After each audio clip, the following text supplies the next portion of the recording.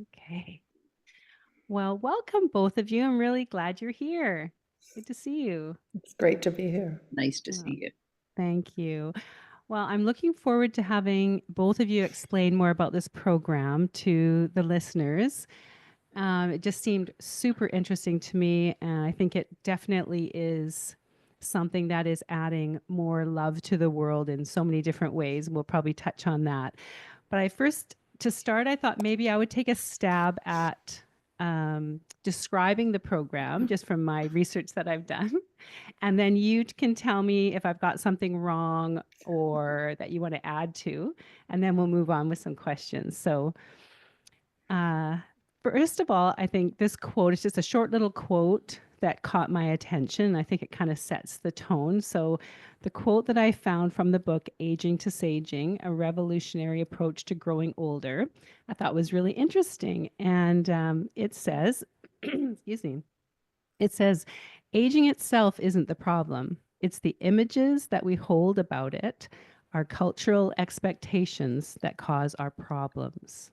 So I thought that was interesting. And then I feel like what I can glean from what I've read is that you could call it a new approach to aging, maybe a more conscious approach where we engage with aging with more joy, more vigor, and more deliberately, and that the perception of elders is a much more positive one that celebrates the passing on of their wisdom and experience to younger generations.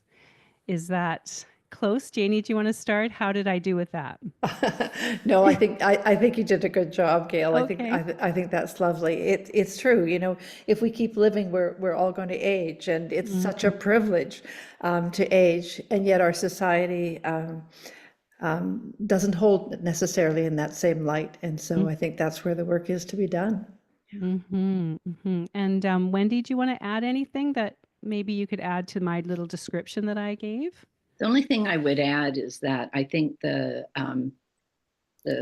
societal norms or whatever, it's we absorb them, as we are aging, Mm, and then that's, in my experience, has been a lot of what I've had to confront is the, mm-hmm. you know, just the expectation that we're supposed to continue to be young, act young, look young, and Mm-hmm. we're just setting ourselves up for failure. Right. So you were starting to notice that maybe in how you were, in maybe what you saw and read about aging. Is that kind of what you mean? I think I was noticing it before, and Mm-hmm. then having done this program and done some Yeah. reading, it kind of I can catch myself when Mm-hmm. I hear my voice saying things. I Right. realize that that's come from a societal norm that, yeah. Yeah. Yeah, definitely. And I mean, I just turned 60, so I'm definitely noticing things. For me, I would say I notice, or maybe it's just I'm self-conscious about it, but I feel like people are starting to treat me differently and have different expectations about what I can contribute and maybe how valid my point of view is and a whole bunch of things I'm noticing. So, um, Isn't that shocking? it is, it's When you're used to being a very capable, competent, contributing absolutely. person. Yes, very much so. It's I can see why mental health from I think from a few, different people that I know, it becomes a real concern at when people start aging. And my own father is 84 and he has Alzheimer's, so there's a whole other thing, but just to watch yeah, just to watch some of the things that he's going through, it's um it's heart-wrenching really. So many things we could talk about. Maybe we should start with the main pillars. So Janie, you're a facilitator of these groups. And so first, before we go into the pillars, how did you get involved in this and why? What caught your attention about it? Well, Gail, I was at a workshop, and at the end of the workshop, there was a woman that I'd connected with, and she came over and she said, "I want to give you this book." She said, "I think you'd like it," and she gave me Reb Zalmon's book, From Aging to Saging, Mhm. and so I took it away with me, and I read halfway through it, and I could really feel that it was a lovely fit, but it wasn't time for me yet. And so I waited, and after I retired, I kind of went back to it and thought, yeah, I really would like to find out more about this work. So I did a workshop, and then I went to a conference, and then I decided to commit at that point in time to taking a year-long certification program to be a saging leader. So it's been an amazing journey. Oh, I bet. And I'll ask you, we'll talk about what the groups look like themselves, but Wendy, are you also a facilitator or what do you No, do in the group? no, I was a participant. So I've Mm. taken the program. There's two different programs, and I've done the first one twice, and then I've just finished the second one. Okay. And it just was timing, right? Like it showed up when I needed it. So Mm. Okay. And those were two different programs? yeah, one is called Aging to Saging, and one is called Deeping the Sage Within. And Okay. the first time I took the Aging to Saging, um, my husband had passed on, and then Mm. and I think I was in the middle of doing that, and then a good friend that I needed to support, Mhm. she passed on. So I stopped doing the course and then came back to it a second time. Oh my goodness. Yeah. So Is it, do you think, Janie, we should talk about the pillars first and then maybe go back to the difference between those two programs? Or do you think it's good? Sure, because Okay. actually both the programs look at the same concepts. They just go to it's kind of a deeper dive in the second. It is Okay. a deeper dive in the second program. Okay, great. And Wendy, I'm sorry about all oh, that, the losses oh that you've had. yeah, yeah. Gosh, it's a hard time. Okay, so Janie, let's start with you with the six components, and Wendy, you add in as whenever you would like to. So the first one is it just you'd call it ageism in general. So talk about that one. Well, we really take a look at the images of ageism and those images in our society, and they're everything from, when you see an older person in a Disney movie, the grandparents, and the way they depict them, it's unbelievable, and it's really not showing what grandparents, I think, today are in our society. Or if you go to buy a birthday card for someone who's older, and you look at it, so many of them are so deprecating, it's not what you want to buy. And so there's just so many. It's still acceptable that making ageist jokes is comedy, whereas there's so many other isms that we wouldn't consider seeing as comedy, kind of thing. So So true.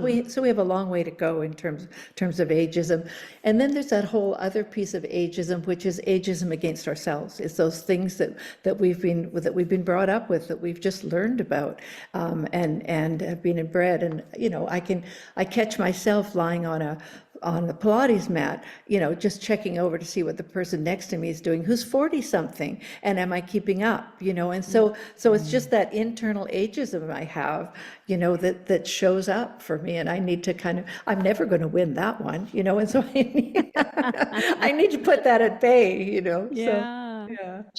Janie, you won that one a long time ago. that's right. Absolutely. That's right, and we can Absolutely. let it go. That's the thing, and we can Mhm. let it go now. It's not who I am now, Yeah, That's yeah. true. Wendy, do you want to add anything to that one? Yeah, the only thing I would add is that similar to what Janie just said is so often it's what is coming up for me.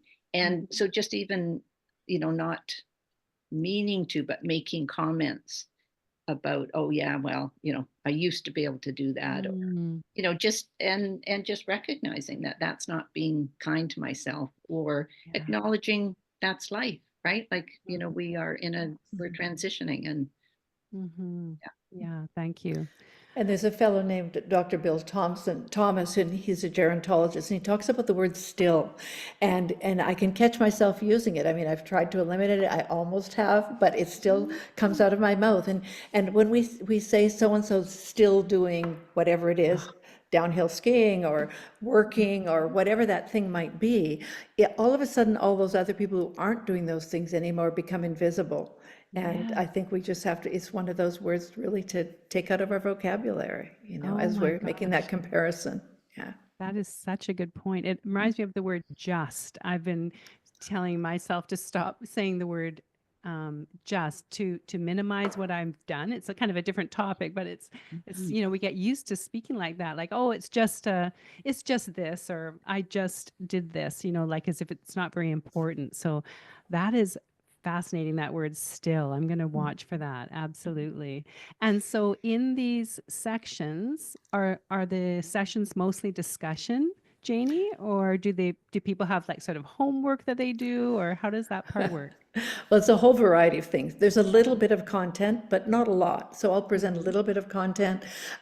There will be journaling time. There will be exercises to do. And then people go into breakout rooms. And truthfully, Gail, I think the most valuable part for people is the breakout rooms when they're with other people discussing specific, or not actually discussing. It's really more listening.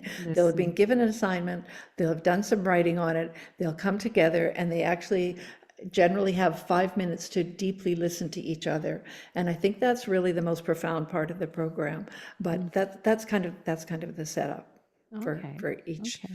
each Each session. concept, sorry, each session, yeah. Okay. Yeah. And then the next one is life review. So how does that one work, Janie? Well, life review is, it's really more than reminiscence, and we certainly have heard lots of people who are older in our lives reminisce and recall memories, but it's really starting to put together the puzzles of puzzle pieces of our lives, and what did they actually mean? What have our contributions been in life? And so it's really looking. Viktor Frankl says. Life is lived forward, but can only be seen by looking backwards. That's Yeah. not exactly the quote, but it's pretty Right. close. Yeah. And so it's really an opportunity to look backwards at our life with the wisdom we have, at this stage of our lives. Reaffirms our values, our contributions. It helps to repair or reframe some of our memories, but not as the 6-year-old, but as the adult that is living the life now. That's And beautiful. if I could add to Yes, that, Gail, please. um, like these are, can be pretty intense topics, but Hmm. the way that it's done, and particularly with Janey facilitating, it's so it's just so gentle. So, you know, just acknowledging that we all make mistakes, or we might have wanted something in our past to be different, but it shaped who we are now. And that, so Hmm. it's looking for the positive. So Hmm. it's, and just the format, like Janey said, moving into these 5-minute breakout rooms, Yeah. it's only with one other person. And it's, Okay. and, but most of the work you've been doing on your own, either Hmm. thinking or journaling, and to have 5 minutes to explain, what your high points or low points in your life, Yeah. you just pick one, and then Yes. you share that, and then they share theirs, and then you learn from it. So it's very much individual learning, which I think is fabulous, because Hmm. no one can know my life or Yeah. my perceptions, and likewise I can't know theirs. So yeah, it's a very, I call it a very gentle course, but again, I credit that also to Janey with Hmm. how compassionate she is. Yeah, she's such a good facilitator. Believe me, I know. I've been in many sessions with That's a Janie, good. not in this topic, but so I can already feel myself welling up. They must get really emotional, these sessions. Do Oh they, yeah. Janie? Yeah.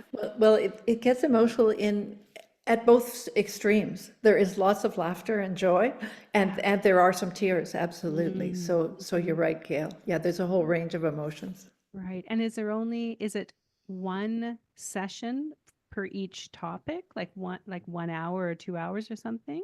Yes, a couple of hours, pretty Couple of much. Yeah, hours. yeah. Wow. And how many people are in the groups Maximum approximately? 12. Okay. Yeah, and they're generally full. So yeah. And that, I've been in lots of different sessions with you and being a facilitator myself. I know that to have time, like you said, Wendy, it's 5 minutes, but, to have the gift of someone listening to you truly for 5 solid minutes, it sounds like a short amount of time, but we all know that it's a rare commodity. wouldn't you say, to have that someone really fully listening to you for 5 minutes? Yeah. That's beautiful. Do you feel that that's something exceptional, Wendy, or is that just me? Oh, absolutely. Yeah. And Yeah. yeah, it was about listening. It wasn't about asking questions. It was just about being present. And Oh, what it did is it allowed people to share what they wanted. yeah. So it could be very profound, and Mm-hmm. that in most cases it was. But if they didn't feel um, safe, or that they want, it Yeah. wouldn't be that they weren't safe, but they didn't feel it was too close to them. Mm-hmm. There was lots of other things they could share. Right. Yeah, no, it, but I would say, and I think you'd agree, Janie, is that by and large, they were like, you'd come out of a 5-minute breakout room going, oh my goodness, that was amazing. And it was, yeah. Mhm. Oh, good. Okay. And the next one, oof, I feel this is the one that gets me. uh, Life completion or mortality. And I wrote down a quote, I think it's from this section. To harvest our lives successfully, we must come to terms with our mortality. So, what's the content of this section, Janie? Well, I think there's really two pieces. One is to absolutely be willing to walk down the path of mortality. So part of it is a couple of exercises we do, and one Mm-hmm. of them is on, kind of what was your first experience of death? That's one of the questions. Mm, Um, what would you feel if you died today? What would be your feelings? What would you be left with in terms of, you're not going to be left with, but what feelings would you have knowing that was going to happen? Um, so there's an exercise to look at those questions. Then there's another exercise that we do, which is what are your wishes at the time of your death? So you really get a chance to really think that through. So those are something that you can share with your family. So there's that part of it. And then the other part is there's a big to-do list. You don't want to leave a mess for those who follow you, mhm. kind of thing. And it's a lot of work. And it's, again, because we've all got feelings and emotions around it, it's not the first thing on your list that you want to do. And but I think it's really important, as I say, to get our affairs in order and get rid of some of the clutter, and all those kinds of things is our responsibility in terms of our preparation. And I think that, when we talk about ageism and we talk about life review and we do our forgiveness work, then at the time of our death, there will be less angst. I mean, that's the whole intent of the program, is that by the time we get to talking about mortality, there will be less angst because you've done some review work, you've done some forgiveness work. Yeah. Right. And actually, I missed that one, didn't I? That's Okay. there. I had a note to talk about that before the mortality one. That's okay. So, yeah, life repair or forgiveness. So you just touched on that, Janie. So, are there some specific tools or anything that you give people to know? Do you just talk about the idea of forgiveness, or do people try and actually forgive people that they might be hanging on to? How does that part work? There are some exercises, as there are with all the concepts, and Hmm. there's a conversation. And I think part of the piece of forgiveness that's so hard is that we have so many misconceptions around. So one of the Yeah. first things we do is look at the misconceptions we have, and that really forgiveness is for ourselves, not Yeah. the other person, because we're the ones who are holding on to it and letting it have power over. And I think one of Reb Zalman's expressions is we're giving it rent-free space, kind of thing. So it's not the pain that happened at the time, but it's all this suffering we've had ever since that we're holding on to.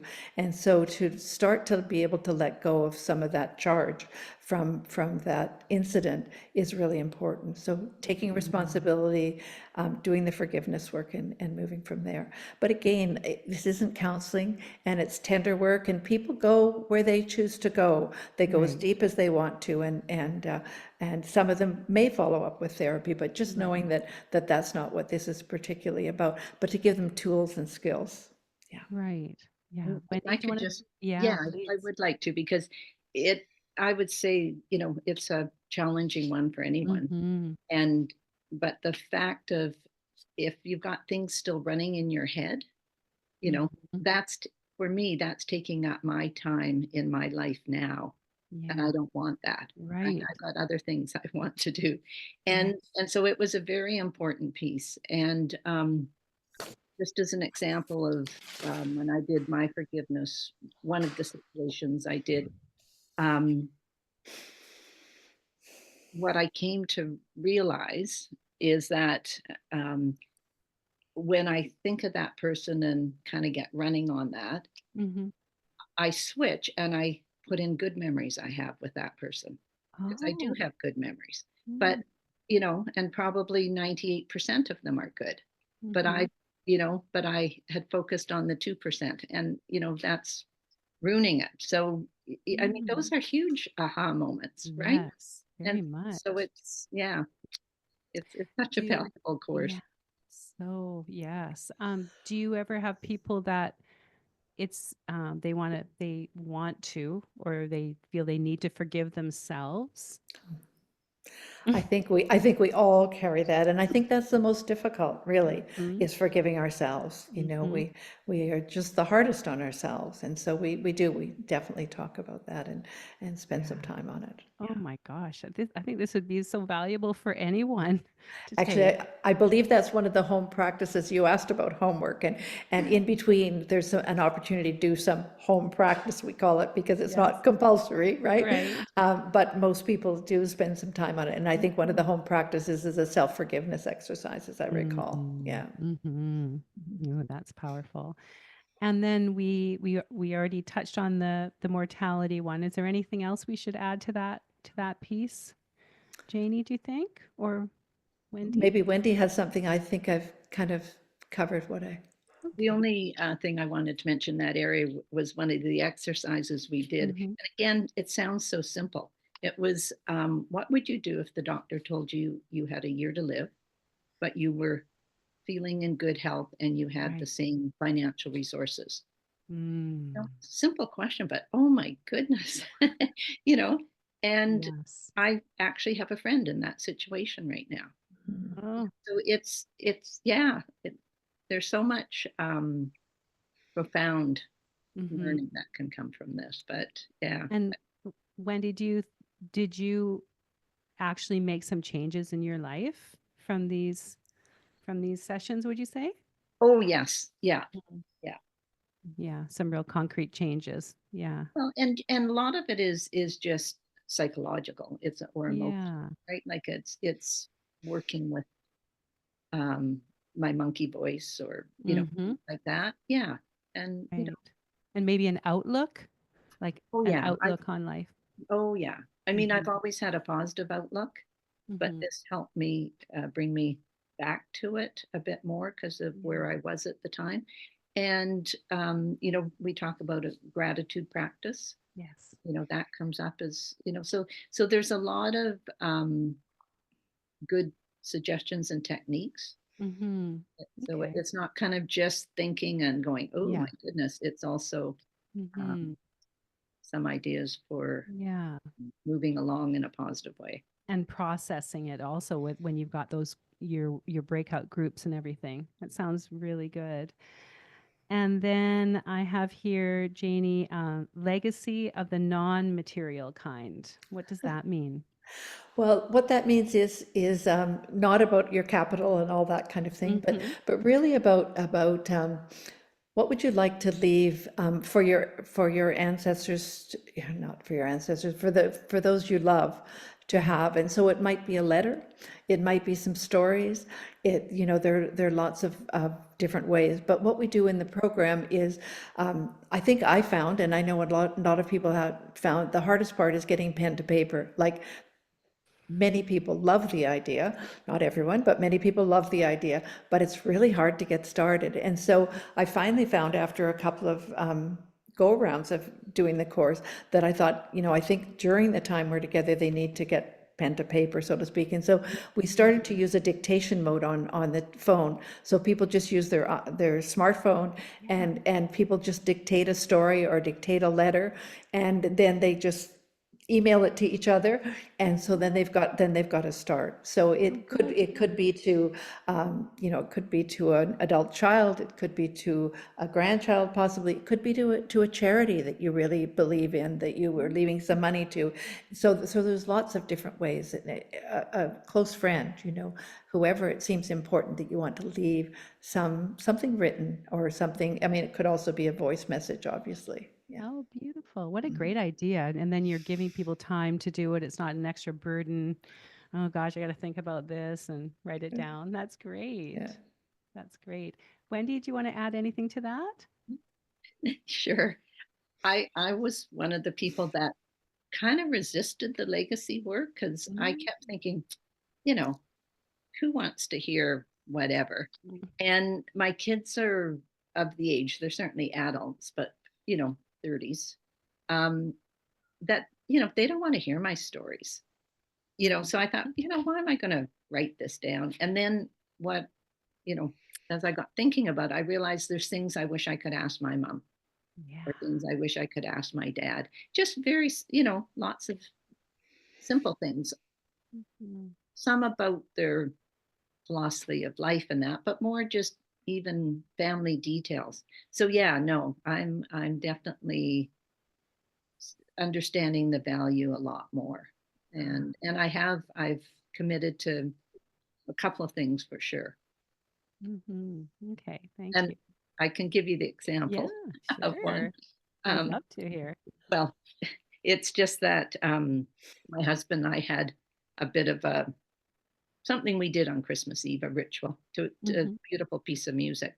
And my kids don't have a clue about that because, they were either in bed when they were young or they were out when they were older, right? They weren't hanging around on Christmas Eve. So they don't have a clue about that. But I'd like to share it with them because it's a bit of an example of what our relationship was like. And, they're young. They weren't looking at what our relationship was like. Yeah, exactly. Yeah, so it's a good one too. Oh, that's beautiful. beautiful. And so did you share it with them already, or Oh. you're keeping that aside? Yes. Yeah. I'll find the right time. Yeah. Yeah.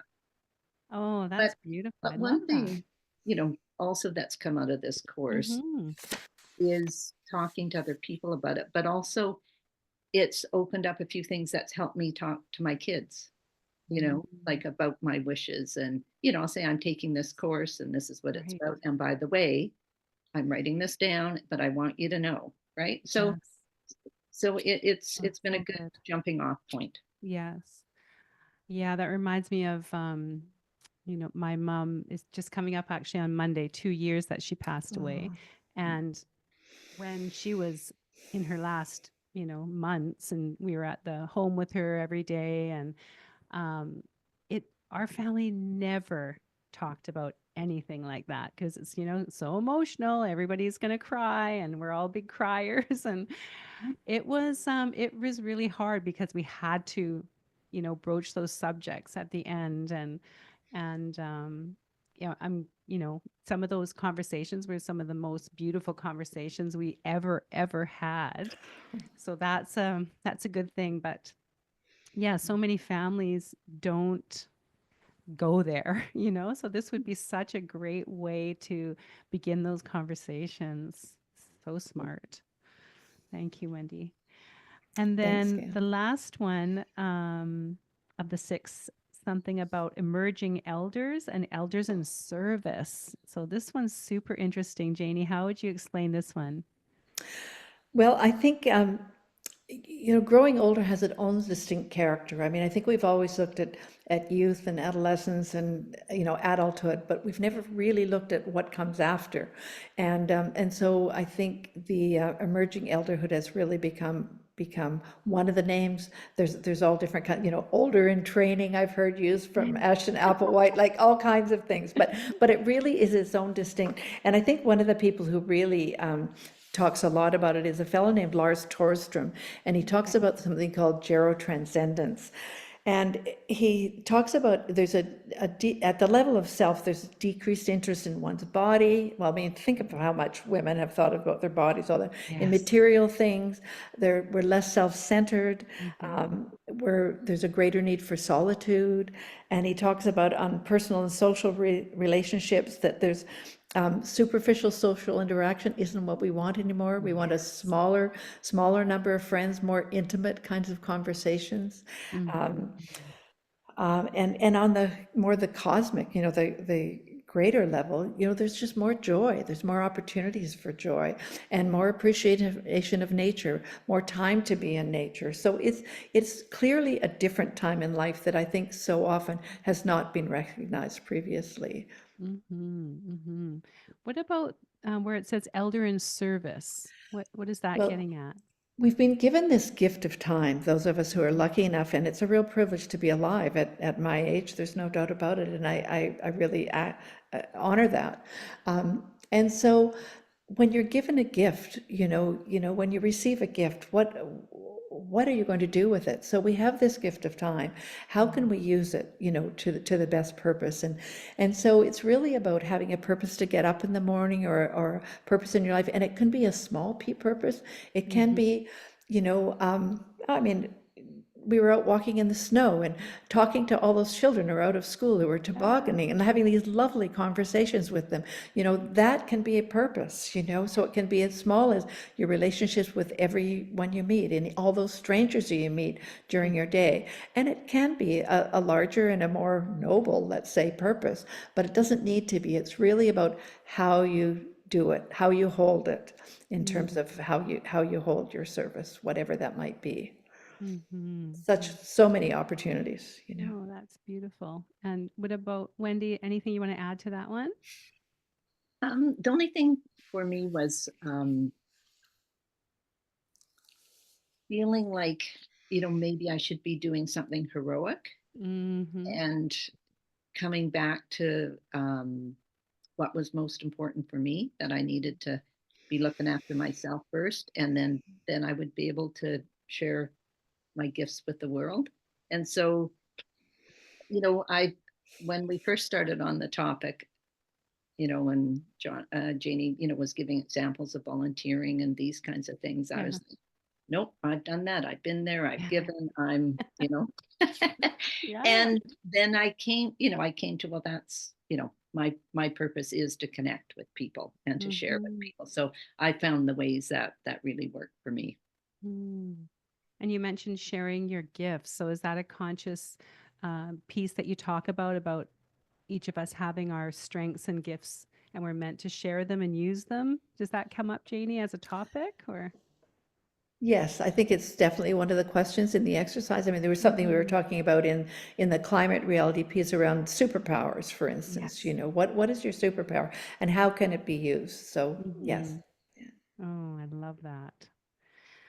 Okay, so do you is there anything about those six pieces that you want to add? We kind of went through them all a little bit. No, I think you've done a great job, Gail, and thank you, Wendy, for all your contributions. Yes. Yeah, it just really fleshes it out. And so, just to get a picture of the sessions, it sounds like we've talked about it already that a maximum of 12 people, and is you sort of bringing up these main content, pieces of the conversation, and then people do their breakouts with one person. And then you probably come together and have a bit of a closing activity or something, Janie, Yeah, a yes. time. Often in say a 2.5 hour session, they may have one or two breakout rooms. And after the breakout rooms, we always do a harvest, and so there'll be a couple of questions that they can respond to if they choose to. Mm-hmm. And we use a lot of poetry and a lot of quotations as well. And so often we always end with a poem kind of thing. Mm. And I definitely take time to create the space, to keep by lighting a candle and extinguish it at the end. And, so to really, even though we're not in person, although I have done some programs in person as well, Yeah. but even online, to try Oh. and create kind of something that holds us and keeps us together. Yeah. Oh, that's beautiful. Yeah, I was going to double check that most of them are online. you're At saying? this point, most of them are, yes. And is there a cost to them? There is. Yeah. Yep, yep. And some of that money goes back to Saging International, who Mhm. supports me in terms of training and Yeah. curriculum, and there's a small amount for me, and it just helps support me buy more books. Yeah, of course. No, you should be paid for what you're doing. Absolutely. Yeah. Yeah, that's great. And do you have, it sounds like you bring your own sort of creativity to the content. Yes. You're allowed to sort of deliver it any way you wish, kind of. Yes, Is they that true? call it kind of roots and wings. So they provide the Mm. roots in terms of the curriculum, and then we can use our wings to expand on it. So Oh, yes, lovely. yeah. Great. And I just add one thing? yes, please. I was just going to mention about the Zoom part Yeah. because initially I was like, oh, how is that going to Mm-hmm. feel a connection, right? But it's been great because you are connected, but then there's also a little Mm. bit of removal. But at Mm-hmm. the same time, we've had people like this last group. We've got someone who's from Portugal, someone who's in Edmonton, someone California, someone Toronto, and then the rest of us are in BC. So it really allows more people to be involved, but also, Yeah. yeah, yeah. Oh, beautiful. So, is there, would you say there's a like a main hurdle for people that either one of you has witnessed when they're in the group, um, or maybe one of the most profound revelations, like anything pop up for you that you've noticed people talk about or have a hard time talking about? Just Well, curious. I think forgiveness, there's always a bit of dread, around forgiveness, and certainly like Wendy said, around life review, because very few of us left our childhood unscathed, and there are some hard lessons back there that we need to Yeah. look at. And so again, it's just gentle. You choose to look at what you look at, and then when it comes time to share, you choose at that point, again, in your 5 minutes, what you might want to share. So Mhm. um, yeah, I think that's the Okay. best I can do. Wendy, have you got Yeah. a thought on that? The only thing I would say, and just picking up on your gentle part, Janie, is it truly is. And having some of the poetry and the quotes Mm. are just, I mean, those say so much, right? Right. So that Yeah. makes it very gentle.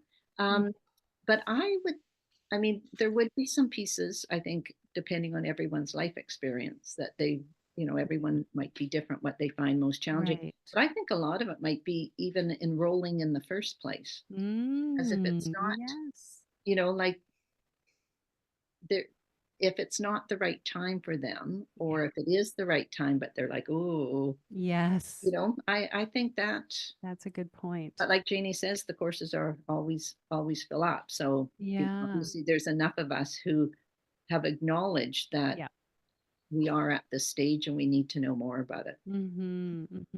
Yeah, it sounds like once you're in, it's it's not intimidating at all. That's what from what you're saying, Wendy. That's Well, beautiful. well, I think there are days when we're doing our check-in and stuff. People are saying, "Well, I'm kind of dreading today," because, the unknown, and more Right. likely if it's around mortality or Yes. forgiveness or those which are kind of in the middle, Yeah. and yet generally by the end, there's some learning that they've had, and they're feeling much lighter about it. I Yeah. And we want more. Mhm. Oh, that's And good. I think the thing is, initially it was up to me to kind of find people who might be interested, and it's most often the one-to-one talking. And what I found is Mhm. now when I put out the fact that I'm doing another program, is people like Wendy and so many others who've taken the program that talk to a friend and have Yeah. shared something with a friend who said, "Oh, I think I'd like to know more about that." And so Yes. so really the registrations now come from referrals from people who've done Right. the program, which is so lovely. Oh, that's great. That's so good. Very I think fortunate. we'll move to the quote that I'm going to read to you both and have you comment on. But last question, I think, Janie, for you is what do you think you get out of facilitating these groups, Janie? Well, it's just that lifelong learning, even though the curriculum may be similar, each time I do it, the people are different. And as Wendy said, from all around the world, Australia, Vienna, London, and so we just get different Mhm. perspectives. Yeah. And one of the things we do is we talk about the years of life experience we each have. And when you add that up, when you've got 12 people in a group, I don't Mm. know, often we've got, something like 1,500 years of experience. Oh. And we're all teachers, we're all learners. And when you've got that many years of experience coming from all different directions, Yeah. yeah, it's really Oh, rich. Mhm. really rich. I love that. It sounds fantastic. That makes Okay. us all sound like we're Yeah. over 100, though. Oh, does it? Maybe that was the group I did with Randy, which has 21 people in it. Sorry. Yeah, yeah. Yeah. Last time I think we had 870. Okay. Yeah, I was doing that math too, Wendy. I Yeah, thought, sorry about that. okay. Yeah, no, the last program I did was, there were 21 people. 21. Yeah, that was good. Oh, that's great. But we get the point. Yeah. Thank you, thank you. Okay, this I just found this quote about growing older, and I thought it'd be interesting to hear how you feel about it, if you agree, or if it reminds you of a story or anything like that. So it's from Padma Lakshmi, and she's an actor and a producer and a writer.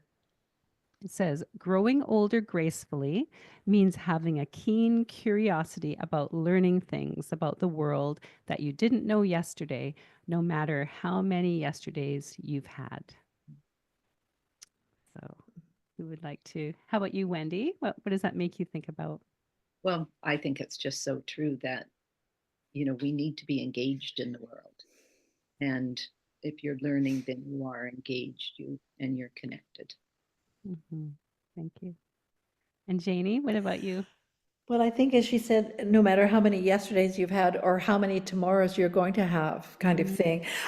There's a woman who's written some wonderful work and done some wonderful work, a Sister Joan Chittister, who's well into her 80s. And I listened to her one time and she said, what will I learn next? And it's just always in the back of my mind now, okay, yes. what will I learn next? And the only Mm, comment I'd have on that is I used to, when I was in my 60s and when I retired, talk about aging gracefully. And that really seemed to mm, be something mm.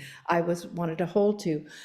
But I realized the more I've thought about it, that aging gracefully puts another pressure on you, Yes. because it can be complex and complicated, as you know, Gail, you've been with both your Yes. parents. And Yes. so it may not be graceful. And to have that expectation that it will be graceful is just another, as I say, another pressure of not being true to myself. And Mm, I've done enough years of that, and yes. this is not the time at the end of my life not to be true to myself. So that was my Oh, only hesitation about it. oh, no, that's great. I'm Such a good glad you point. picked that up. That's Mhm, wonderful. mhm. That's so true. Yeah. That reminds me of when you talked about that word still, that same sort of thing, right?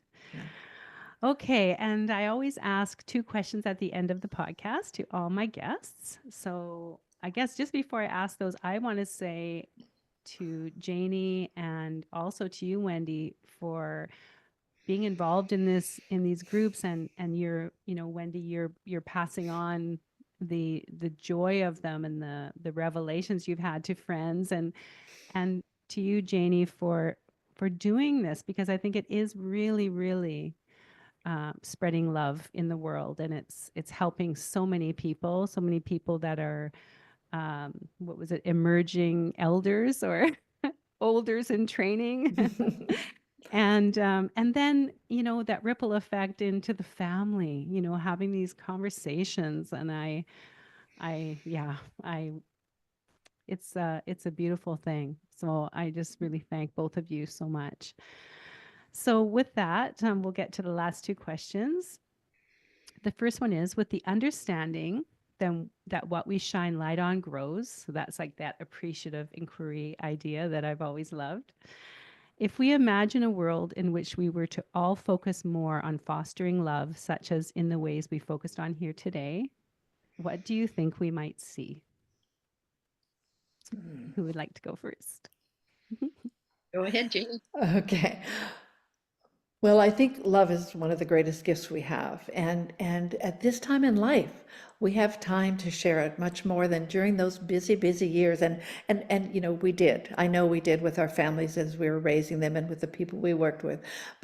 But now we can really focus on it and really, really do our best work. Mm, And also about loving ourselves. And that's not always been what we've been up to. And so I think this is also a time to just have more appreciation and gratitude for those around yeah. us and ourselves. Thank you. That's beautiful. And Wendy, what would And you like to say? well, I couldn't agree more with what Janey says. But it also brought to mind for me, have you ever heard of the Maharishi effect? Oh, It Oh, no. was and I'm saying the word wrong, anyhow, Maharishi. yeah, it was a research project that was done in Washington, D.C. in 1993, where they brought together a group of very experienced meditators. And Mm-hmm. they were meditating on peace in Washington, D.C., and hoping that would Mm, bring down the crime rate. And what they discovered is that it was bringing down the crime rate. And this was all approved by the police board. It had a 27-person review committee looking at all the techniques and how they were monitoring it and that. And okay. what they found is that as they added more meditators, the crime rate went down more and more. They did this for Fabulous. 2 months, it went down 23%. Oh And my then when they gosh. stopped doing it, it went back up. So that to me just tells me that Yeah. if we do feel love and pass that on, Yeah. it is an energy that's out there. And That's right. the way things are these days, I think We need it. I think That's it's right. something we really got to focus on. Absolutely. Okay. That's right. Oh, I love that. And that just reminds me of something I talk about all the time. And I can't believe I haven't heard of that study. Um, I'll it, send you the link, Gail. yes, I love it. It is Barbara Fredrickson's broaden and build theory. You know, what happens with positive emotions. The more positive emotions we have, then we get all these physiological and physical benefits too. And then we're feeling well, we sleep better, we are more generous, and then we have more positive emotions, and then we do those things, and it just keeps going on and on and on. And so Mm. that's why I focus on this stuff. Exactly, Wendy. And my podcast, you know, the name of it, Love Sweet Love. So, oh, I love that. Thank you for sharing that. I'm so glad you said that. Okay, and the last question is, what are one or two thoughts you hope listeners take from our conversation today? If you had to kind of pare it down, what would you like them to take away? Maybe I'll start because Hmm. Janie, then you can wrap it up. But I just wanted to touch on a point actually, Gail, that I hadn't mentioned earlier because Sure. it's one of the big aha moments for me. Yes, please. And it was just about, and this is a quote, it was a podcast transcript that Janie shared, and it's from Rachel Nomi Remen and Marianne Weber. And it was, I've come to think that maybe health is not the goal in life. You can have a very empty, impoverished life and be perfectly healthy. And Mm, and I just keep pondering on that because I am fortunate. I'm in very good health, and I've made that a priority all my life in terms of yeah. eating and exercising and Mm-hmm. emotional, everything like that.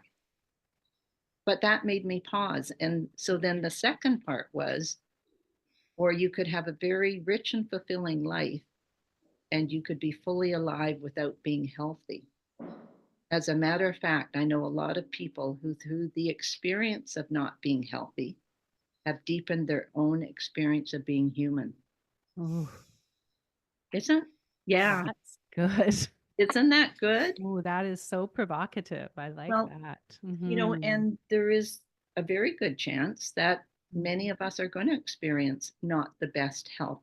Yeah. And what it also brought to mind for me is that when I was thinking of being in good health, then if you're not, does that mean you're a failure? Yes. Right? So, and Yeah, is it's that that what would, gracefully part again, right? yeah, Yeah. Wow. I love that. Thank you, Wendy.